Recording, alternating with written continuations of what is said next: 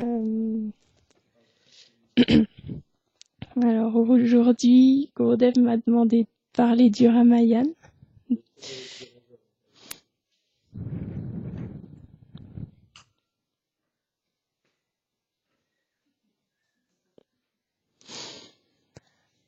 Alors je vais faire de mon mieux et je vais demander la miséricorde de Ram et de tous ses dévots et de tous vous tous, de Gurudev, pour pouvoir le raconter au mieux, parce que le Ramayana c'est une histoire exceptionnelle et tellement grande, et il y aurait tellement de choses à dire et j'ai pas l'intelligence de tout retenir. Je me suis pris quelques notes pour m'aider un peu. Donc voilà. Alors, le Ramayana, déjà, pour savoir ce que c'est le Ramayana, il faut savoir qui c'est Ram. Ram, c'est le Seigneur suprême qui vient en tant qu'un roi pour montrer un exemple parfait, en fait. Un exemple parfait de roi, un exemple parfait de frère, un exemple parfait d'époux et de disciple aussi. Et le Ramayana, il a été écrit par Valmiki. Valmiki, c'est un grand sage. En fait, c'était un bandit. Et un jour, il a croisé Narada Muni. Et Narada Muni, il l'a raisonné et il lui a dit que pour changer, il fallait qu'il chante les noms de Ram. Mais Valmiki, c'était une personne, il a fait beaucoup d'actes pécheurs et il n'arrivait pas à chanter Ram. Alors du coup, Narada Muni lui a dit de chanter Mora, Mora, Mora, Mora. Et en chantant à la suite comme ça, de cette manière, il chantait Ram, Ramo, le nom de Ram. Et il avait foi dans les instructions de Narada Muni, il avait foi dans le nom. Alors ça l'a purifié à tel point qu'il est devenu un grand sage. Et un jour, il parlait avec Narada Muni. Et il lui a demandé, Narada Muni, dis-moi, est-ce qu'il existe une personne qui a toutes les qualités, une personne parfaite? Et à ce moment-là, Narada Muni, il a dit oui, il existe un roi qui s'appelle Aram et qui est né dans la dynastie d'Ikshvaku. Et c'est un roi, il est parfait, il a le teint verdâtre comme l'émeraude. Et il est tellement beau avec des yeux de lotus et de beaux cheveux noirs et il a toutes les qualités d'un roi. Il est humble, il est parfait. Et il lui a décrit comme ça toutes les qualités de Ram. Et à ce moment-là, après Narada Muni, il est parti. Et Valmiki, il a médité sur toutes ces qualités. Et alors qu'il méditait, il y a deux hérons qui s'ébattaient ensemble, un couple. Et il y a un chasseur qui a tué le mâle. Et Valmiki, il est compassionné envers tous les êtres. Alors il a senti de la colère contre ce chasseur qui avait tué ce mâle et la femelle était si triste maintenant. Alors du coup, il a maudit le chasseur. Il a dit, pour avoir commis cet acte ignoble, tu seras... je sais plus exactement, tu seras tourmenté pendant d'interminables années. Et à ce moment-là, il s'est senti mal de la malédiction qu'il avait prononcée tout d'un coup, comme ça. Mais, pardon.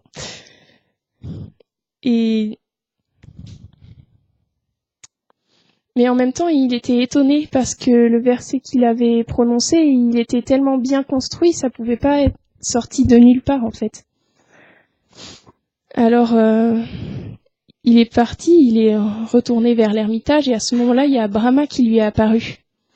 Il lui a dit, oh Valmiki, ne te sens pas mal, il ne faut pas que tu te sentes mal par rapport à cette malédiction que tu as dite. En fait, c'est moi qui te l'ai fait dire. Je veux que tu écrives le Ramayana. En fait, tu vas méditer et tu vas voir tous les divertissements de Ram. Et après, tu pourras les écrire dans cette même poésie que tu as, de la même manière que tu as dit la malédiction, en fait. Alors Valmiki, immédiatement, quand Brahma est parti, il s'est baigné, il a médité, il a vu tous les divertissements de Ram et il les a compilés. Et c'était un ouvrage énorme, ça fait 24 000 versets. Donc après, une fois qu'il a eu écrit tout le Ramayana, il s'est dit mais qui pourra le mémoriser, qui a les qualités? Parce que non seulement il faut être très intelligent pour mémoriser tous ces versets, mais en plus il faut être un grand musicien et il faut les chanter, les versets, les accompagner de musique. Et ce Ramayana, c'est pas n'importe quel écrit, il faut que ce soit des personnes avec des bonnes qualités. Alors il se demandait, et à ce moment-là, Lava et Kusha sont arrivés. Et Lava et Kusha, ce sont les fils de Ram et de Sita. Parce que Sita, elle avait été exilée une deuxième fois par Ram parce que sa chasteté, elle avait été mise en doute. Alors elle avait mis au monde les jumeaux dans la forêt et Valmiki les avait élevés en fait comme ses propres fils. Lava et Kusha, ils étaient très beaux comme Ram. Et bien qu'ils soient vêtus des habits d'un ascète, donc les cheveux emmêlés, les habits d'écorce, mais bien pourtant on voyait qu'ils étaient des kshatriyas en vrai. C'était des guerriers de leur stature. Et alors il leur a enseigné. Et Lava et Kusha, ensuite ils sont partis à Ayodhya pour chanter le Ramayana. Et ils ont commencé à le chanter dans les rues et les gens étaient émerveillés par ce Ramayana.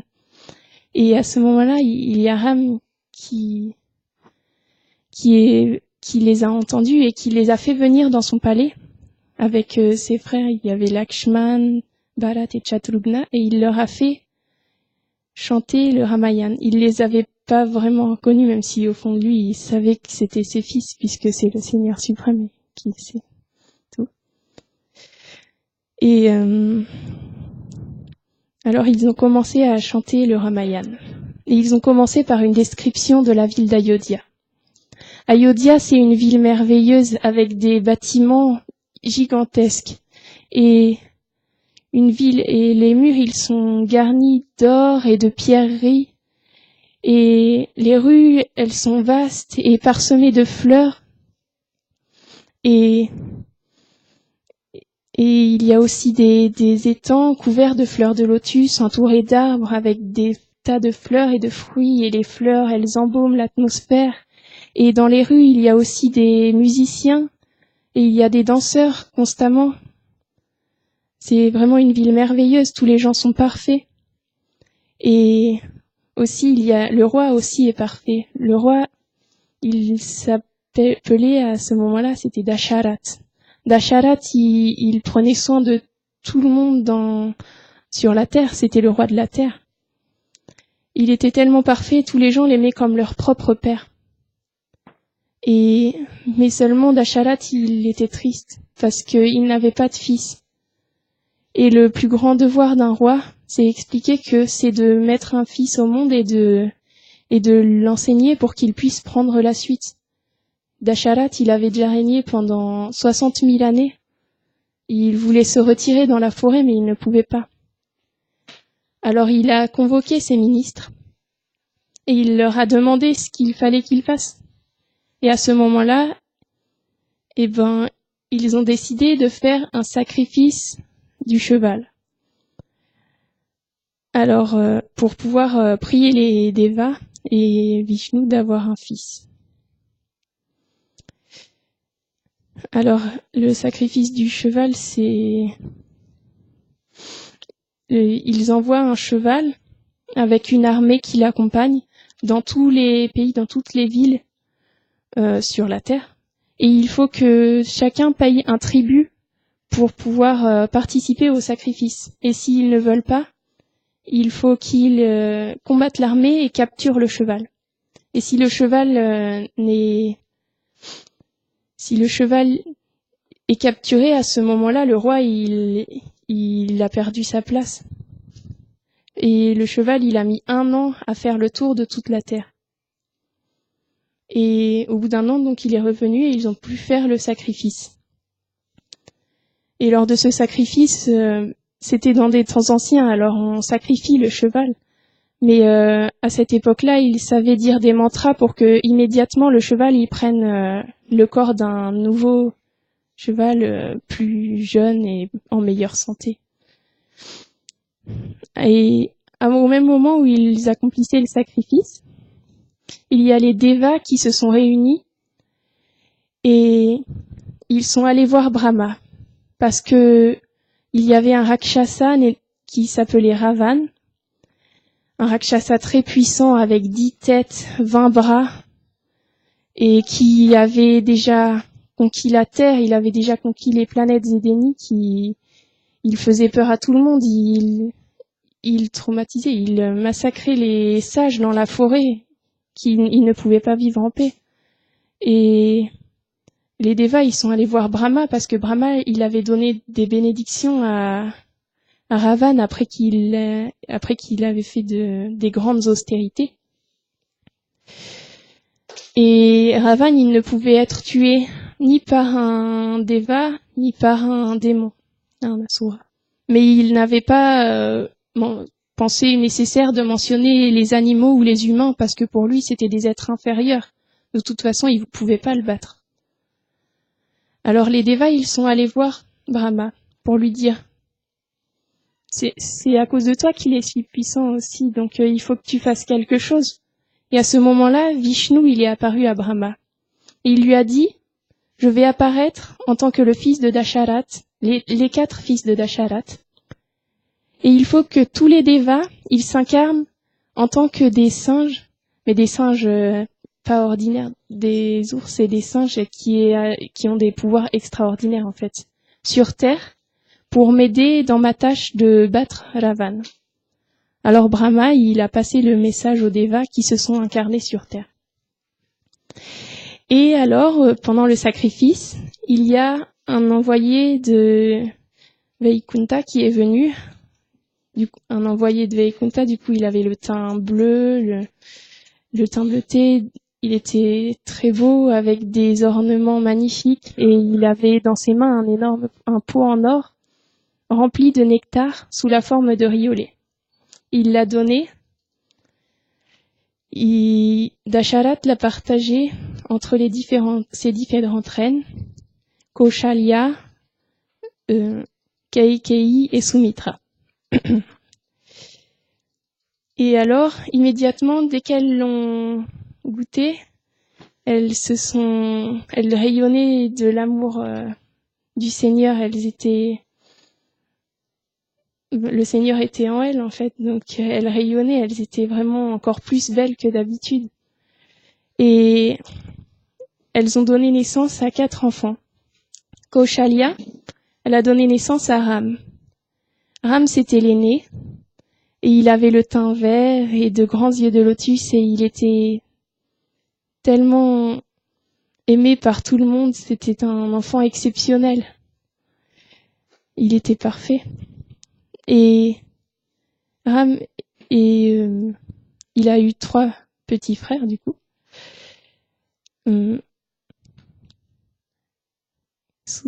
Kaikeyi, elle a donné naissance à Bharat. Et Sumitra, elle a donné naissance à des jumeaux, Lakshman et Shatrugna.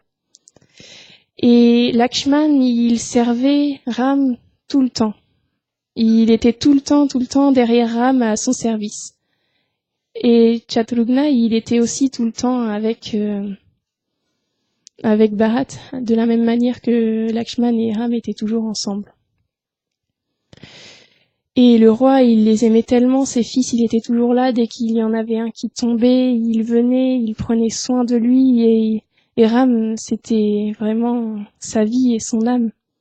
Il pensait pas pouvoir vivre sans lui, en fait. Et ses enfants ont grandi. Et un jour, ils ont eu, alors qu'ils avaient 15 ans, il y a un grand sage qui s'appelait Vishvamitra. Et ce sage, il restait la majeure partie du temps dans la forêt. Et on le voyait très peu dans les villes. Alors quand il a su qu'il venait, Dasharat, il l'a très bien accueilli. Il est venu lui-même l'accueillir, lui a offert son trône, il lui a lavé les pieds. Et il lui a dit, oh, dis-moi, Vishvamitra, ce que je peux faire pour toi. Je ferai tout ce que tu veux, dis-moi. Et alors, à ce moment-là, Vishvamitra, il lui a dit, en fait, dans la forêt, avec les sages, je fais un grand sacrifice. Mais il y a des rakshasas qui viennent toujours à la fin du sacrifice pour tout gâcher. Et ils tuent tout le monde. Et je voudrais que tu envoies Ram avec moi, afin qu'il puisse mettre fin à la vie de ces rakshasas. Alors là, Dasharat, il s'est évanoui, c'était trop pour lui. De s'imaginer séparé de Ram, c'était pas possible. Et il s'est relevé, il a dit non, s'il te plaît, demande-moi tout, mais pas ça. Je veux bien aller, moi, avec mon armée, combattre je veux bien combattre ces rakshasas pour ton sacrifice, mais pas Ram, il est trop jeune, il a à peine 15 ans. Il ne connaît même pas tout l'art militaire, tu peux pas demander ça. Et Vishvamitra, il a commencé à être en colère. Et Dasharat, il lui a demandé, mais qui sont ces rakshasas? Ce sont Maricha et Subahu, deux serviteurs de Ravan.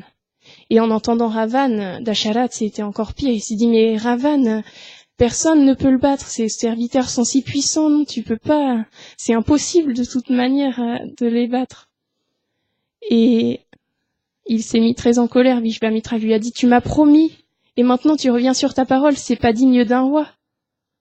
Et à ce moment-là, Vashishta, c'était un sage qui conseillait personnellement le roi.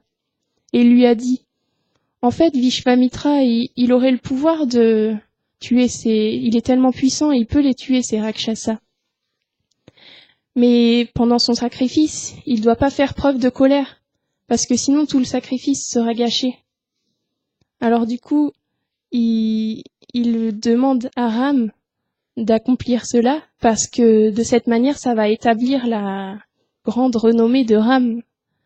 Mais si il sera toujours là pour le protéger, tu n'as pas à t'inquiéter. Et à ce moment-là, Dasharat, il a accepté que Ram aille avec Vishvamitra, mais à une seule condition, que Lakshman aille aussi avec. Parce que Lakshman, il pouvait pas se séparer de Ram. Alors ils sont partis avec Vishvamitra dans la forêt. Et c'est devenu leur maître spirituel. En fait, il leur a donné des mantras, il leur a appris beaucoup de choses. Et Ram et Lakshman, ils le servaient parfaitement. Et il lui posait toujours plein de questions sur les lieux où il passait, sur le Gange, la forêt, les différents ermitages. Et au bout d'un moment, ils sont arrivés dans une forêt magnifique, et puis tout d'un coup, cette forêt, elle devenait sombre, brûlée, les plantes, elles ne poussaient plus, c'était vraiment un endroit désolé. Et Ram, il a demandé à Vishvamitra, oh, qu'est-ce qui s'est passé ici? Pourquoi la forêt est dans cet état? Et à ce moment-là, Vishvamitra, il leur a raconté l'histoire de Tataka. Tataka, c'était la fille En fait, à cet endroit-là, avant, il y avait un grand royaume. Et Tataka, c'était la fille d'un yaksha très puissant.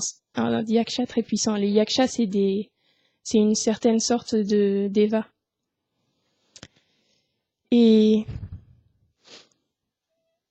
un jour, en fait, et Tataka, son père, il l'avait mariée. C'était une belle jeune fille et très douce avec plein de qualités. Et son père l'avait mariée avec un rakshasa.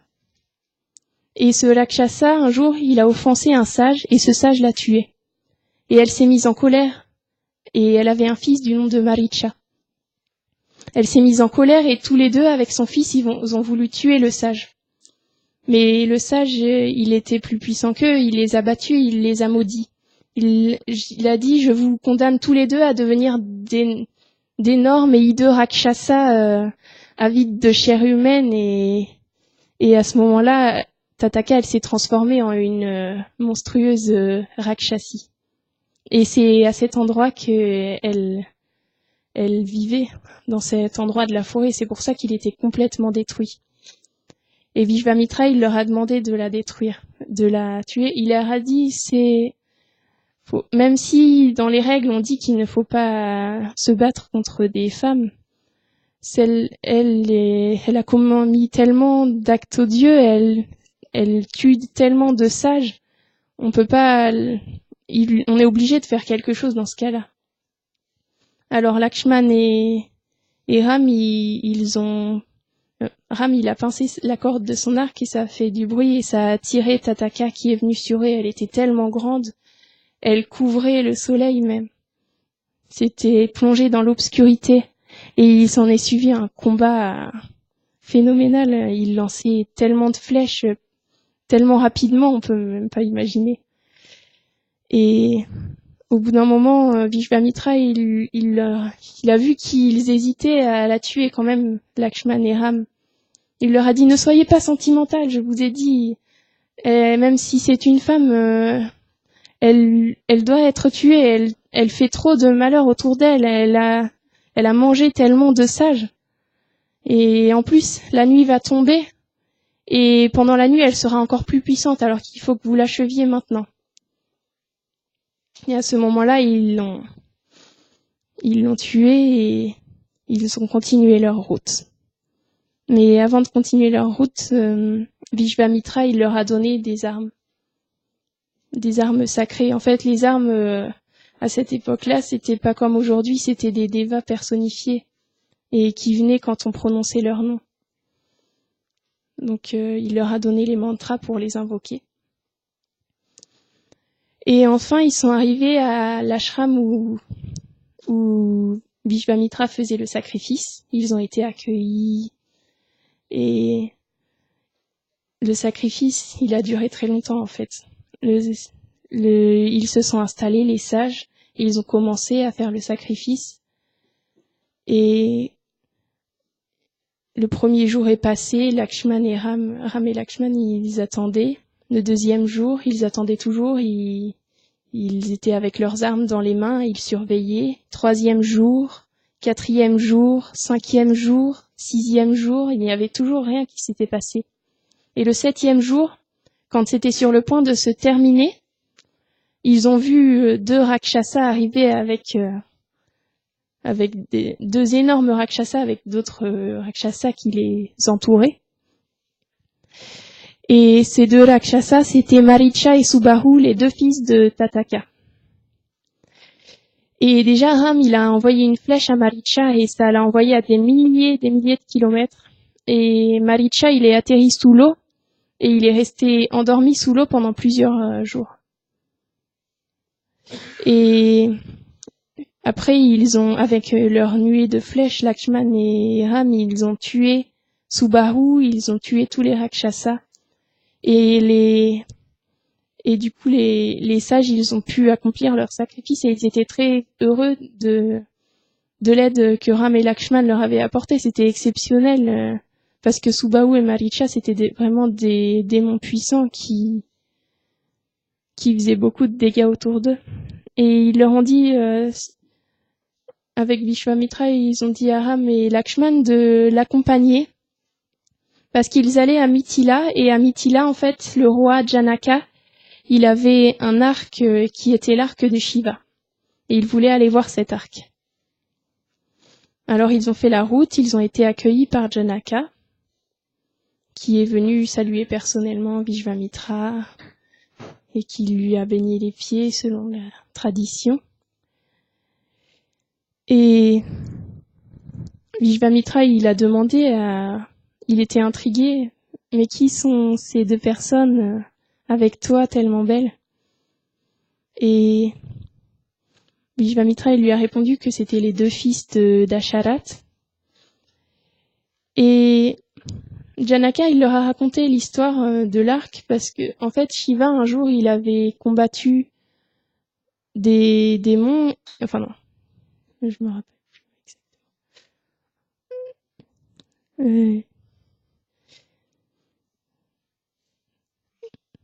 Je me rappelle plus exactement de l'histoire de Shiva. Je sais juste qu'il avait été offensé, il avait voulu tirer avec son arc. Et que, à ce moment-là, les Devas, il en avait dissuadé et qu'il avait donné son arc à l'ancêtre de Janaka. Et depuis, il était resté dans le palais. Et Janaka, en fait, il a raconté aussi que un jour, alors qu'il labourait la terre avec une charrue d'or, ils avaient trouvé dans la terre une enfant tellement belle, une petite. Elle était encore un bébé. Et elle avait des grands yeux de lotus, des cheveux noirs et de grands yeux et un teint doré. Et il a tout de suite été captivé, il l'a ramenée au palais. Et en fait, il l'a adoptée et c'est devenu sa fille Sita. Et elle était exceptionnelle. On lui avait dit qu'elle était destinée à se marier au Seigneur suprême qui serait venu incarner sur la terre. Et du coup, Janaka, il s'est dit, l'arc de Shiva, seul Shiva et le Seigneur peuvent le porter et le bander, oui. Et du coup, je vais faire que celui qui pourra courber l'arc de Shiva prendra la main de ma fille. Et elle était tellement pleine de qualités, Sita, que des tas de princes de toutes les contrées sont venus, même des Rakshasas, en fait, même Ravan a essayé. Mais tout le monde a échoué, en fait. Ils essayaient, c'est limite s'ils arrivaient à porter l'arc. Et Ram, il a essayé. Vishvamitra, il a dit à Ram, mais Ram, il pourrait essayer aussi de bander cet arc. Et à ce moment-là, ils ont amené l'arc, et Sita était dans oui, 500, et c'était dans un char tiré par 500 énormes guerriers qui le tiraient avec difficulté, c'est pas. Et Sita, elle était dans une tribune, et dès qu'elle a vu Ram, elle a tout de suite prié fort pour parce qu'elle voulait absolument que ce soit lui qui puisse courber l'arc. Et à ce moment-là, Ram, il s'est avancé vers l'arc, il a posé une main dessus et il l'a soulevé tout facilement. Alors là, Sita, elle a prié encore plus fort, qui réussisse. Et Ram, il a courbé l'arc et il l'a tellement courbé qu'il s'est brisé. Et ça a fait un énorme bruit de tonnerre et ça a fait trembler toute la terre entière. Et j'ai entendu que à ce moment-là, la terre, elle a tremblé et tout le monde sur terre s'est évanoui, sauf Ram, Sita, Janaka et Vishvamitra. Et à ce moment-là, Sita, elle s'est avancée vers Ram et elle lui a mis la guirlande autour du cou. Et alors, ils ont envoyé un message à Janaka, à Dasharat, pardon, pour que son fils se marie avec Sita. Et Dasharat, il est venu accompagné de tout, il y avait son armée et son entourage. Et avec Janaka et Vishvamitra, ils ont aussi convenu, en fait, Ram, Sita, elle avait une sœur, et elle avait 2 cousines aussi, et sa sœur et ses 2 cousines se sont mariées à Lakshman, Bharat et Shatrugna. Alors il y a eu 4 mariages en une seule fois. Et quand ils sont revenus à Ayodhya, tout le monde était heureux de cette bonne nouvelle. Ils se sont fait accueillir avec profusion. Et Bharat et Shatrugna, le père de Kaikeyi, en fait, il les a invités à venir chez lui. Il voulait leur passer son royaume. Alors ils sont partis pour aider leur grand-père dans le maintien de son royaume. Et Ram et Lakshman, ils apprenaient avec Dasharat, ils sont restés avec Dasharat. Et un jour, Dasharat, il s'est dit qu'il fallait qu'il quitte le trône. À présent, Ram et Lakshman, ils étaient prêts. Ils étaient prêts à gouverner. Ram était prêt à prendre la couronne. Et il a réuni ses ministres et ils étaient tous très heureux parce qu'ils aimaient tous profondément Ram et ils étaient tellement heureux qu'il soit leur roi. Et En plus, mais le roi, il avait fait un rêve de mauvais augure, en fait. Il avait fait un rêve et du coup, il se disait, il faut vite couronner Ram avant qu'il ne se passe quelque chose de mauvais. Alors, il a appelé Ram et il lui a dit que le lendemain, il serait couronné. Alors, tout le monde se réjouissait. Tout le monde était tellement heureux que Ram soit leur roi dès le lendemain. Mais les Devas, ils se disaient, il s'est passé déjà du temps et Ravan, il est toujours sur son île et il fait toujours autant de dégâts et il ne s'est toujours rien passé. Alors, pour presser un peu les choses, ils ont mis des mauvais sentiments dans une personne. Et c'était Mantara, la servante de Kaikeyi. Et quand elle a vu que sa reine Kaikeyi, elle était si heureuse, elle lui a dit « Mais pourquoi es-tu heureuse? Tu te rends pas compte de ce qu'ils sont en train de faire? En fait, tu vas être négligée quand Ram sera couronné. Dasharat, il va préférer Koshalya et toi, il va te laisser. En fait, elle essayait de la convaincre et Kaikeyi, elle comprenait pas. Elle lui a dit « Mais qu'est-ce que tu dis Elle comprenait pas pourquoi Mantala lui disait ça. Tout à coup, elle lui dit « Mais Ram est tellement vieux de Bharat. Après, il va le réduire en esclavage. Et puis, toi, tu seras l'esclave de Koshalya. » Et Kaikeyi elle lui dit « Mais Ram et Bharat, ils s'aiment tellement. C'est pas possible ce que tu dis. » Mais Mantara, elle était très déterminée.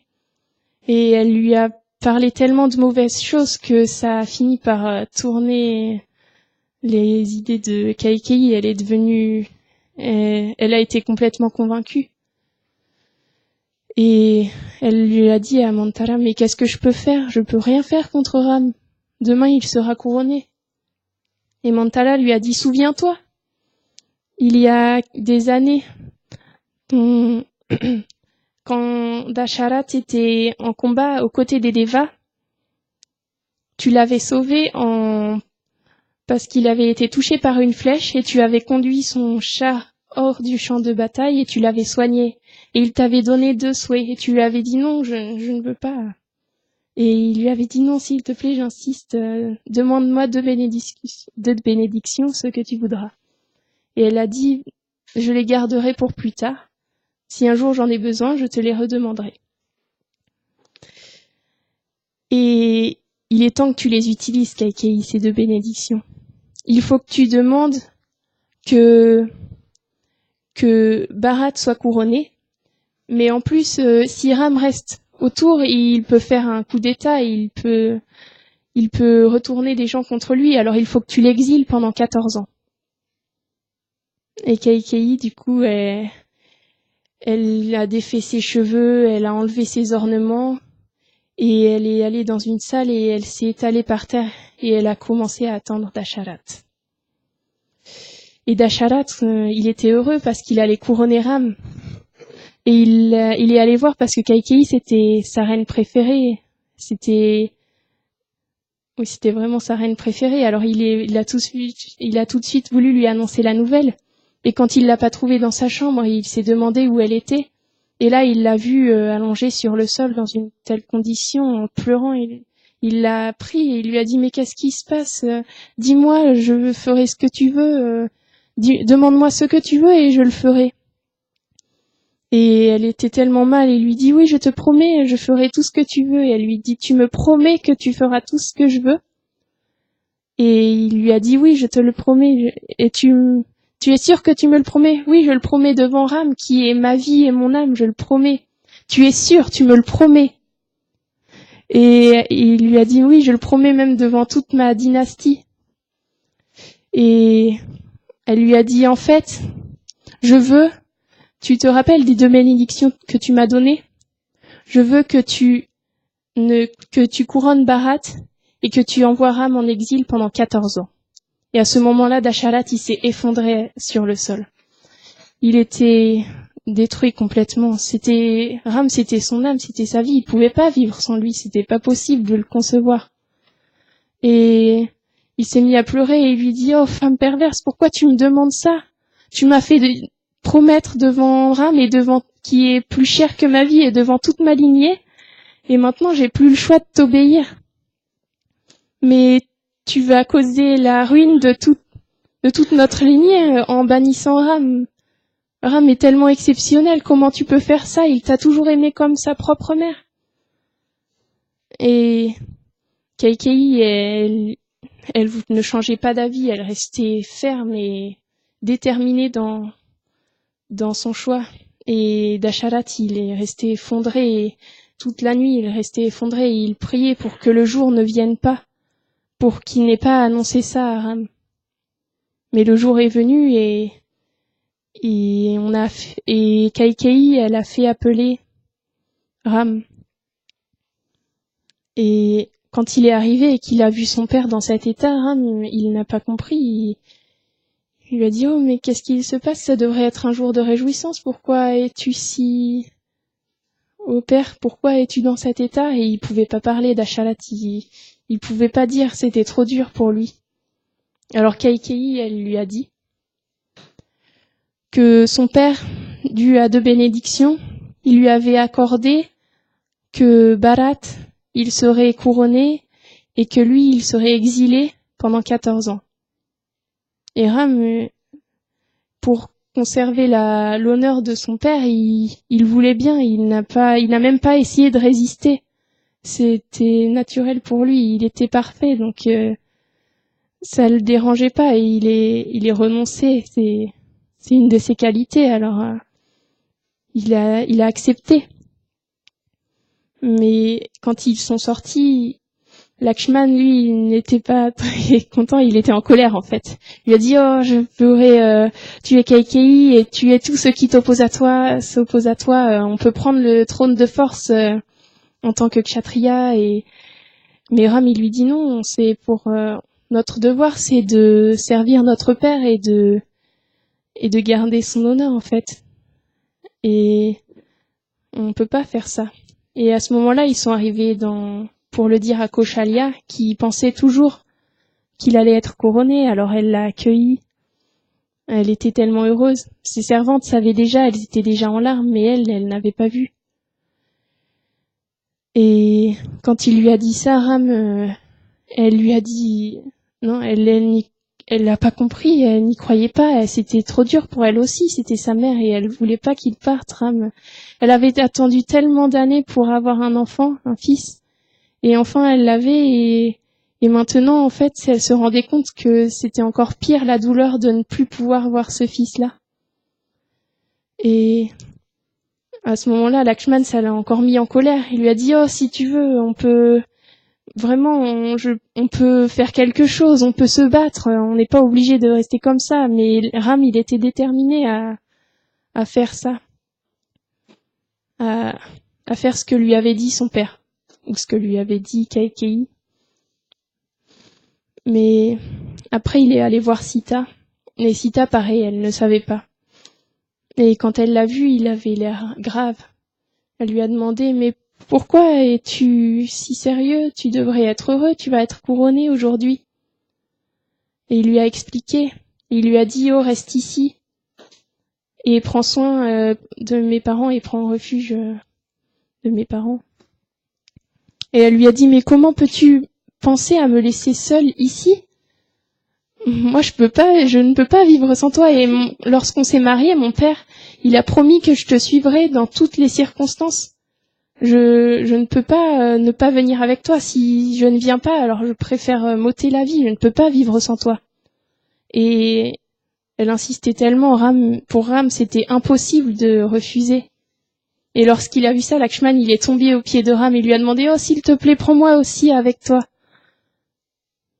Et à ce moment-là, Lakshman et Sita, Ram a accepté que Sita et Lakshman l'accompagnent. Mais Sita, au départ, il ne voulait pas parce qu'il voulait pas qu'elle vienne avec lui, mais parce qu'elle est si délicate, elle a toujours vécu dans un palais. La forêt, c'est tellement dur, et en plus, en tant qu'ascète, on porte des habits d'écorce, on mange des racines. Elle avait toujours été nourrie de mets succulents. Il voulait pas lui faire subir ça, mais elle était prête à tout. Elle pouvait le suivre n'importe où tant qu'elle était avec Ram, et elle était heureuse. Alors ils se sont dirigés de nouveau vers le palais de Dasharat, et ils ont mis leurs habits d'écorce. Kaikeyi leur a tendu. Et Ram et Lakshman les ont mis facilement, mais Sita, elle comprenait pas et elle pleurait parce qu'elle savait pas comment le mettre. Alors Ram l'a aidée, et les citoyens, ils pleuraient tous en voyant ça. Ils étaient déchirés de voir l'état de Sita qui était si délicate, envoyée à l'exil avec Ram et Lakshman dans la forêt. Tout le monde était vraiment déchiré. Et Ram, à ce moment-là, il a rendu ses respects à tout Ayodhya. Il a offert son hommage à tous les citoyens et il leur a dit « Si j'ai commis des offenses envers vous, alors je vous demande de me pardonner. » Et il est parti dans le char de Sumantra. Sumantra, c'était le premier ministre du coup, de Dasharat. Et il y a tous les citoyens qui le suivaient. Et Dasharat aussi, en titubant, soutenu par ses reines. Et il disait ralentis, ralentis à Sumantra, et Ram, il voulait pas qu'il ralentisse parce que pour lui c'était encore pire, ça le faisait encore plus souffrir ses dévots. Alors il disait non, va plus vite, va plus vite, va plus vite. Et au bout d'un moment, ils se sont éloignés, et Dasharat, il était trop faible, donc il est tombé, il pouvait pas aller plus loin, et ses reines l'ont soutenu et elles l'ont ramené au palais. Mais les citoyens, ils ont suivi Ram pendant toute la journée. Et le soir venu, ils étaient toujours autour de lui. Et il a dit qu'il s'arrêterait là pour dormir. Et le lendemain matin, il a réveillé Sumantra et il lui a dit de partir discrètement et pour que les traces ne puissent pas être suivies en fait. Et Sumantra, il a obéi, et quand les citoyens de Ayodhya, ils se sont réveillés, ils pouvaient plus retrouver la trace de Ram. Et ils sont retournés à Ayodhya. Et à ce moment-là, Sumantra, Ram, Lakshman et Sita, ils sont arrivés dans la contrée du roi Guha, et il avait entendu cet exil, le roi, et il les a accueillis chez lui, et il leur a dit « Oh, si vous voulez, vous pouvez rester 14 ans ici, je vous servirai, je veux bien même te passer mon trône, Ram. » Et Ram, il lui a dit « Non, c'est pas possible, j'ai promis que j'irai dans la forêt et je vais y aller. » Alors le soir, il a même pas voulu prendre un lit, il a dormi sur le sol. Et le roi Guha, il avait préparé des tas de mets délicieux pour lui et il lui a dit donne ces mets aux chevaux de mon père et moi je prendrai juste pas grand chose. Je sais plus exactement si c'est du lait ou bien ou un verre d'eau, mais il a donné toute la bonne nourriture aux chevaux. Et du coup le lendemain ils ont continué leur route et Sumantra il est retourné à Ayodhya. Et à Ayodhya, les rues, elles étaient désolées et tout le monde pleurait et c'était tellement triste. Et Sumantra, il est allé voir Dasharat et Dasharat, il lui a demandé ce qui s'était passé. Sumantra lui a tout raconté.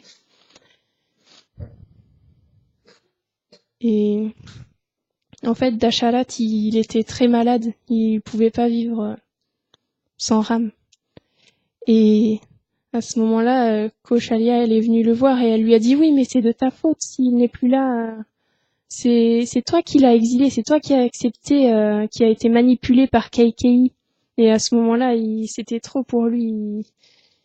Et il lui a dit oh s'il te plaît, je suis tellement déchirée par ça, tu ne peux pas me blâmer en plus toi aussi. Et elle l'a vu qu'il était sincère, elle lui a dit oh je suis désolée. C'est parce que je suis tellement triste qu'il soit parti, tellement déchiré qu'il soit parti. Et à ce moment-là, Dasharat, il lui a dit, en fait, il y a des années, quand j'étais encore prince, je chassais dans la forêt et j'étais tellement expert que mes flèches, je pouvais atteindre un animal juste par le son. Et j'ai entendu un éléphant qui se désaltérait dans l'eau. Et alors, j'ai tiré une flèche et j'ai entendu quelqu'un crier. En fait, c'était un jeune sage, un jeune ascète qui était dans la forêt et qui était allé chercher de l'eau. Et quand je l'ai vu avec ma flèche, je me suis sentie mal. Et il m'a dit de retirer la flèche parce que ça lui faisait trop mal, mais si je la retirais, je savais qu'il allait mourir. Et il m'a dit seulement, voilà, ce qui m'attriste, c'est que j'étais allée chercher de l'eau pour mes parents, et qui sont vieux et aveugles. Et je ne vais pas pouvoir leur apporter maintenant. Qui va prendre soin d'eux? Et Dasharat, il a enlevé la flèche du corps du jeune sage et il est mort. Et après, Dasharat, il a ramené l'eau aux parents. Et les parents, ils étaient aveugles, donc quand ils ont entendu, ils étaient contents, ils croyaient que c'était leur fils. Mais Dasharat leur a tout raconté. Et ils lui ont demandé de l'amener au corps de leur fils. Et ensuite, ils ont fait les rites funéraires. Et après ça, ils étaient tellement tristes. Et avant que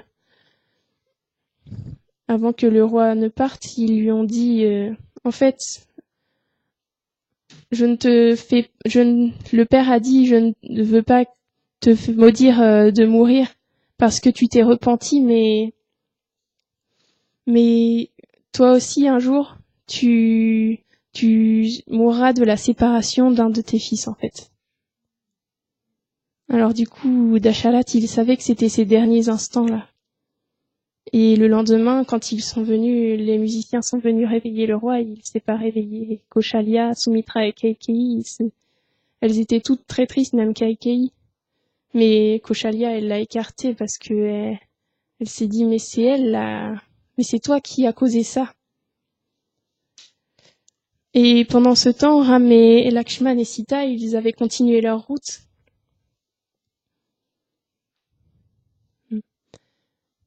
Mais non, pardon. Et en fait, toujours à Ayodhya, Bharat, il était au courant de rien et il y avait plus de roi. Et du coup, il fallait que Bharat soit couronné absolument, puisque Dasharat avait quitté son corps. Et ils ont fait appeler Bharat et ils lui ont dit surtout ne lui dites rien. Il ne faut pas qu'il sache ce qui s'est passé avant d'être ici. Et alors, quand Bharat est arrivé, il a pas compris pourquoi Ayodhya était dans une telle désolation. Les gens, ils s'occupaient plus de leur maison, les portes étaient ouvertes, c'était pas soigné, c'était pas nettoyé, personne ne pouvait plus rien faire, ils étaient seulement dans la lamentation, en fait. Et il est rentré au palais et il a pas vu son père et il a demandé, mais où est mon père? D'habitude, il vient toujours m'accueillir, pourquoi il n'est pas là aujourd'hui? Et à ce moment-là, Kaikeyi, elle est venue. Et elle lui a dit, en fait, ton père, il est mort de séparation de son fils Ram. Et aujourd'hui, tu seras couronné roi. En fait, j'ai demandé au roi d'exiler Ram et de te couronner roi à sa place. Et à ce moment-là, Bharat, il a pas réagi du tout comme elle s'y attendait.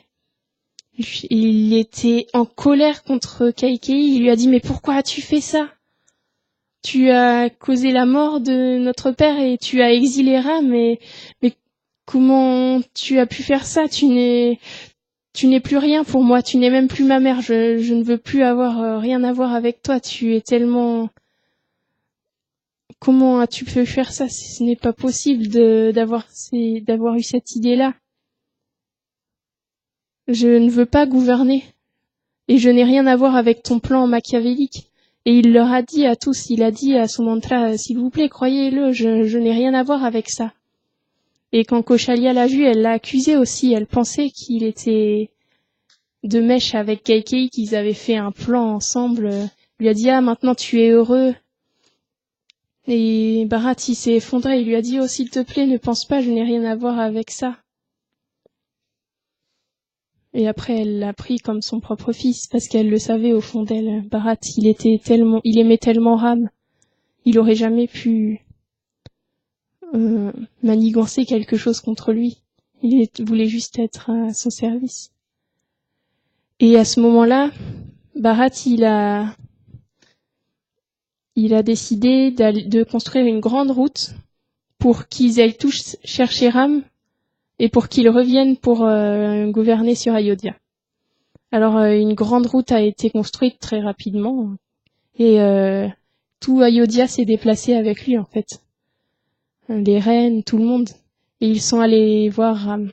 Et Ram, il vivait dans la forêt, paisiblement avec Sita et Lakshman, il servait des sages, quand le roi Gua, il a vu l'armée de Bharat s'avancer, il est venu vers lui et il lui a dit, ah, mais tu as déjà son royaume à Ram, et il a été exilé, pourquoi viens-tu ici? Parce qu'il pensait qu'il voulait le tuer, en fait, pour être sûr qu'il ne gouverne plus, et il s'est senti tellement mal, Bharat, il lui a dit, oh, je n'ai rien à voir avec ça, je viens simplement lui demander de reprendre le trône. Je ne peux pas gouverner, je veux que ce soit lui qui gouverne. Alors il a continué, le roi Gua, il les a tous aidés à retrouver le chemin de Ram, et ils ont continué leur chemin. Et Lakshman, en fait, au loin, ils ont vu de la fumée, de la poussière s'élever, un nuage de poussière, et ils ont entendu beaucoup de bruit, un grondement. Et Lakshman, il est monté en haut d'un arbre, et il a vu au loin que c'était l'armée, et il a vu le drapeau de Bharat, et il lui a dit, oh, c'est Bharat qui vient pour se battre avec toi, allons nous combattre contre lui, il veut maintenant, non seulement il a le royaume, mais il veut aussi te tuer.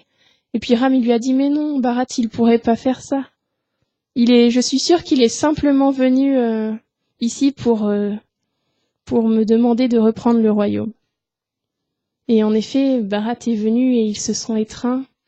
Et à ce moment-là, Bharat lui a appris pour la mort de Dasharat, et Ram était tellement triste, ils ont pleuré tous avec Ram, Bharat, Shatrughna et Lakshman, ils étaient tous effondrés et ils ont pleuré la mort de leur cher père.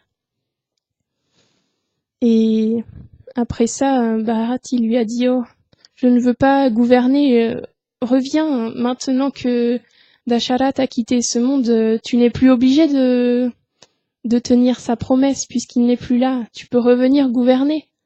Mais Ram, il lui a dit non, même après la mort, je dois remplir ce qu'il avait promis en fait.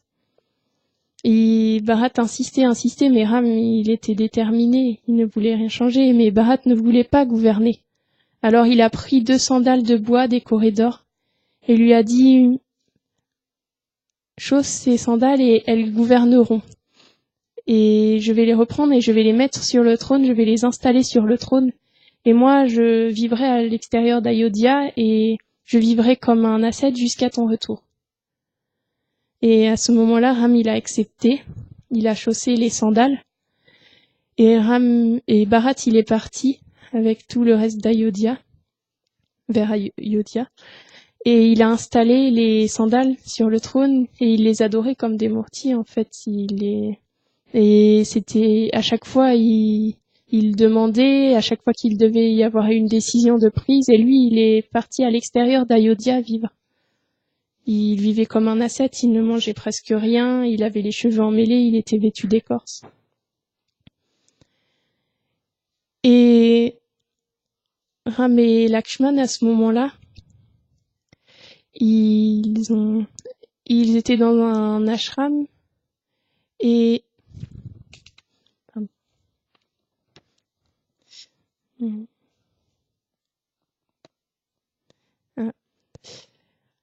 les sages, ils ont commencé à partir de l'ashram parce qu'ils entendaient qu'il y avait des rakshasas, donc des êtres mangeurs d'hommes qui qui venaient vers cet endroit-là. C'était les disciples de Ravan.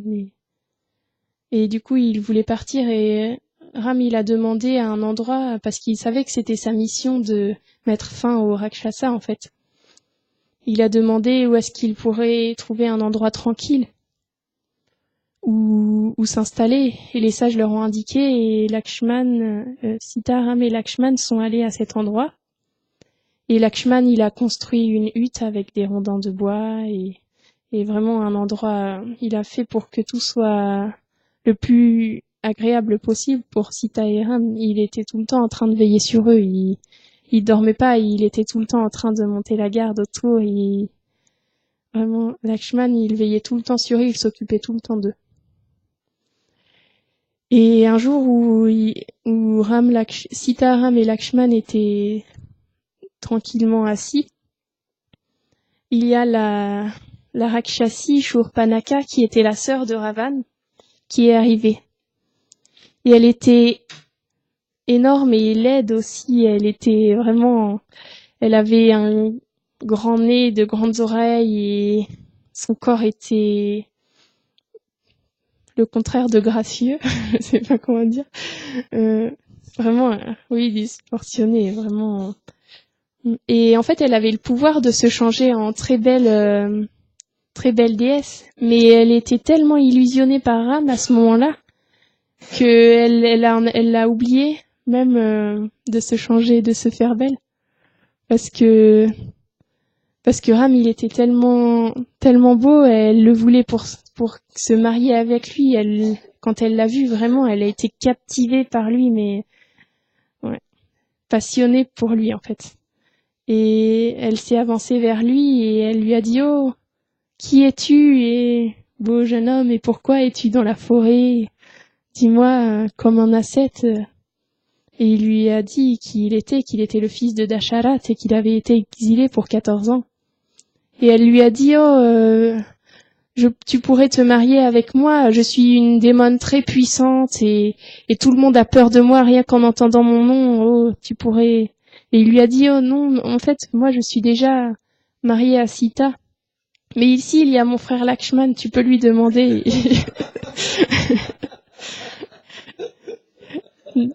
Du coup. Et en plus, il est encore plus puissant que moi, il a une telle renommée, Lakshman. Demande-lui, je suis sûre, il va accepter.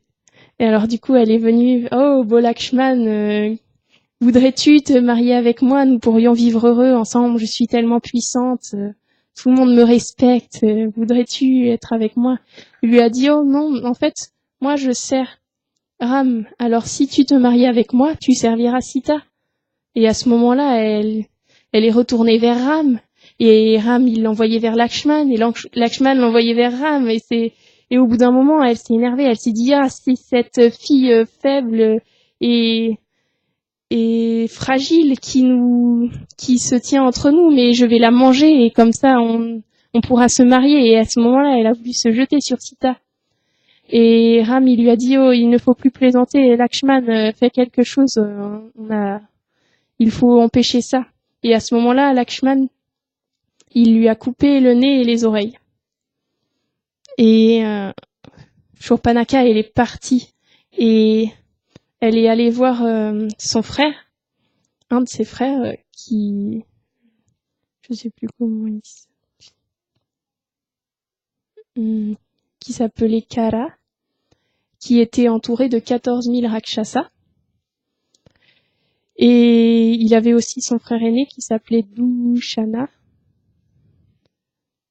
Et elle leur a raconté l'histoire, elle lui a dit que Ram, il l'avait défiguré et à ce moment-là, ils se sont mis en colère: "Oh, qui ose ainsi maltraiter notre sœur, mais on va te venger." Et à ce moment-là, ils sont allés avec leurs 14 000 Rakshasas et ils sont venus et Ram, il a dit à Lakshman: "Oh, cache Sita je sais que tu pourrais les battre, mais il faut prendre soin de Sita, va la cacher dans un endroit et moi je vais combattre ces Rakshasas." Et à ce moment-là, Ram, il a décoché des flèches tellement rapidement, et il a tué tous les Rakshasas, et même Kara, il est venu et il l'a combattu, et il a été tué. Alors Dushana, il est venu aussi à la rescousse pour après que son frère soit mort, et il a aussi été tué. Tout le monde, 14 000 Rakshasa d'un coup, sauf un messager qui est allé voir Ravan.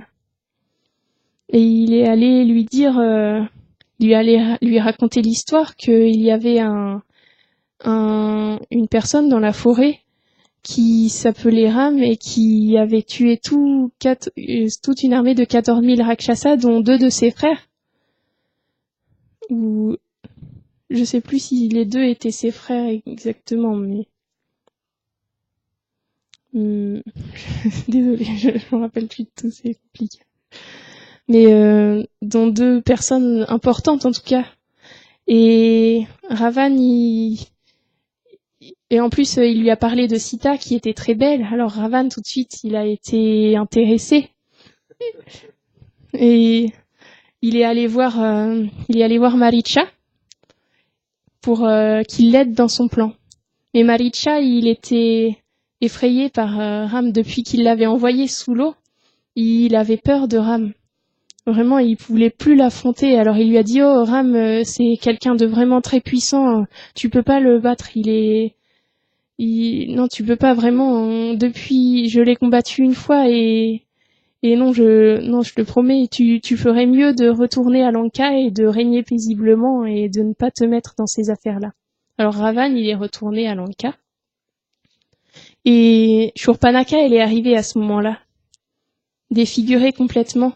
Et elle lui a raconté encore l'histoire que elle lui a un peu transformé l'histoire. En fait, elle lui a dit, oh, j'avais vu une belle jeune fille, Sita, tellement belle, tellement gracieuse et plus belle que, on dirait, la déesse de la fortune. Et j'ai voulu te la ramener. En fait, j'y suis allée pour te ramener cette belle jeune fille, et eux, ils m'ont attaquée et ils m'ont défigurée. Alors que moi, j'agissais que pour toi, en fait. Mais tu dois faire quelque chose pour me défendre. Et Ravan, à ce moment-là, il a été encore plus attisé parce qu'elle avait décrit Sita d'une telle manière qu'il pouvait pas rester insensible, et il est allé voir de nouveau Maricha. Maricha lui a dit non, mais je l'ai combattu une fois, il m'a envoyé à des milliers de kilomètres, j'ai été sous l'océan pendant plusieurs jours, et depuis je suis allée dans la forêt en fait, et il vivait comme un ascète, et il dit en fait je vois Ram partout, j'ai l'impression qu'il est dans cet arbre et dans cet arbre et dans cet arbre, et en fait il voyait Ram partout tellement il avait peur de lui, et il pouvait pas aller le combattre. Et Ravan, il lui a dit mais je suis ton roi, si tu ne fais pas ça, en fait, je vais te tuer, moi. Il lui a dit, oh, je préfère être tué par Ram que par mon roi, alors... mais je sais que je ne reviendrai pas vivant. Alors, Ravan, il lui a demandé de se changer en biche pour que Sita demande à Ram d'aller le chercher, et au moment où il serait loin, de crier Lakshman, Sita, avec la voix de Ram, pour que Lakshman soit obligé d'y aller aussi. Et Sita, elle était dans la forêt, et elle a vu une biche dorée et argentée s'avancer avec des cornes en pierre précieuse. Et elle était tellement magnifique, cette biche, et elle gambadait, et elle lui faisait du charme, en fait, elle l'attirait, et Sita, elle a dit, oh, Ram, s'il te plaît, viens. Cette biche est tellement belle, s'il te plaît, attrape-la pour moi, s'il te plaît. Et puis, Ram, il se sentait coupable parce que Sita, à cause de lui, elle vivait dans cette forêt très austère, alors que c'était une princesse. Alors, il voulait tout faire pour lui rendre la vie la plus agréable possible. Alors, il a demandé à Lakshman. Mais Lakshman, il lui a dit, mais tu vois bien que c'est un Rakshasa. Il faut pas aller, ça va être un piège, il faut pas que tu y ailles. Mais Ram, il a dit non, je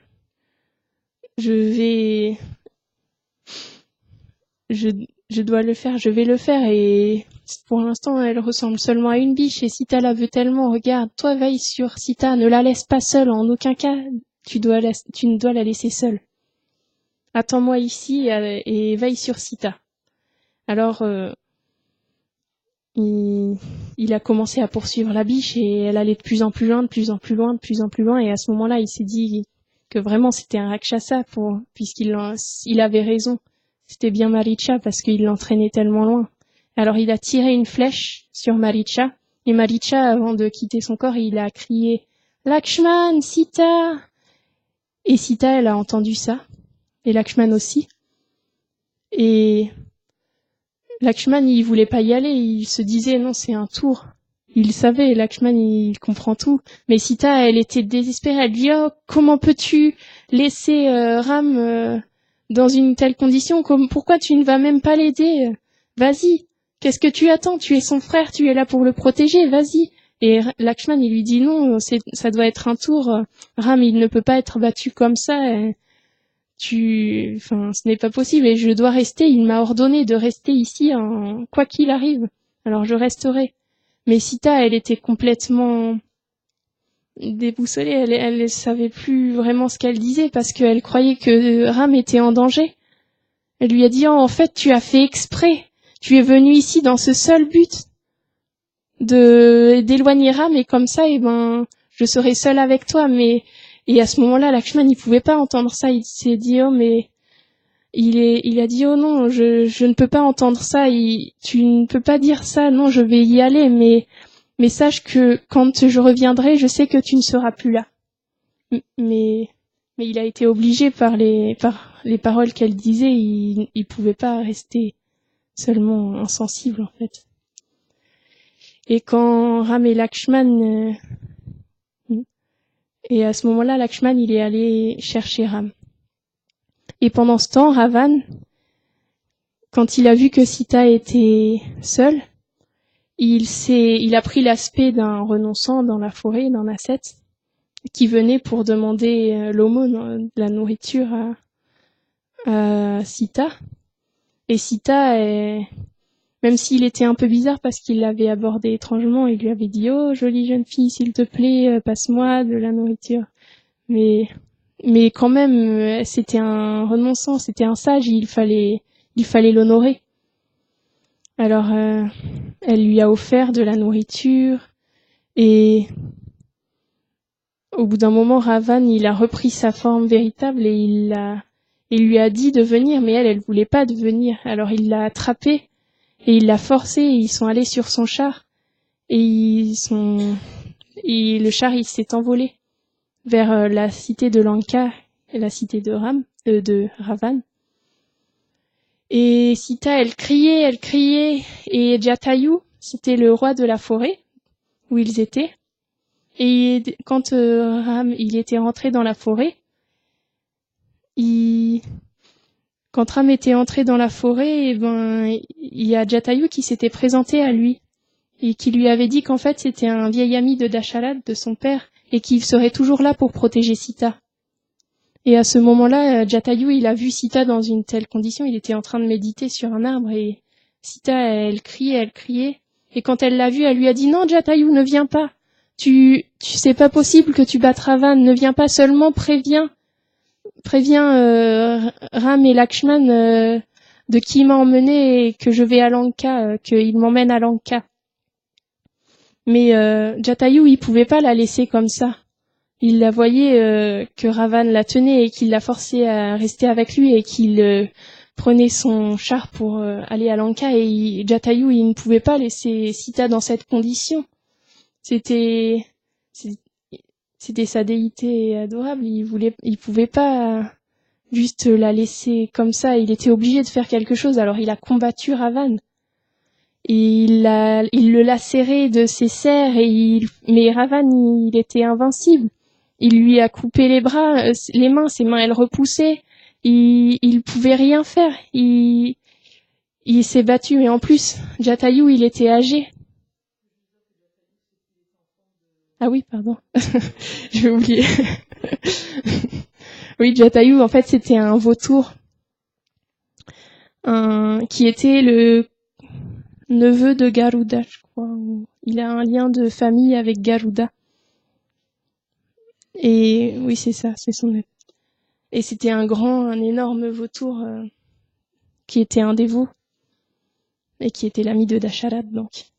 Et alors, à ce moment-là, il est allé sur Ravan, et il l'a combattu férocement, vraiment, et Ravan, il le criblait de flèches, mais toujours Jatayu, il revenait, et Ravan, il savait plus comment le battre, et à ce moment-là, il s'est dit non, il est vieux de toute façon, alors je peux largement le combattre.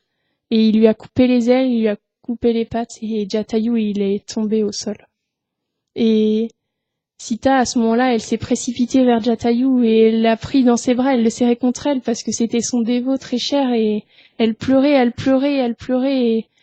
et elle voulait pas le quitter, et Ravan, il voulait la forcer, la prendre, et puis elle restait avec Jatayu.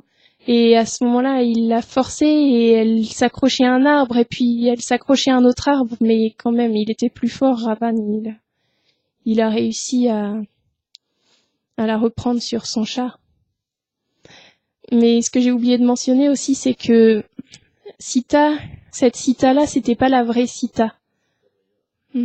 Parce que, en fait, Ram, quand il avait vu les choses venir, il avait dit à Sitao, je sens que quelque chose de néfaste va arriver, il faut te protéger. Alors il avait appelé Agni, et il avait confié Sita au Deva du feu, et une Sita Maya était venue à la place. Alors, même à partir de la biche, à ce moment-là, c'était même plus la vraie Sita, en fait. Et du coup, il l'a emmenée comme ça vers Lanka.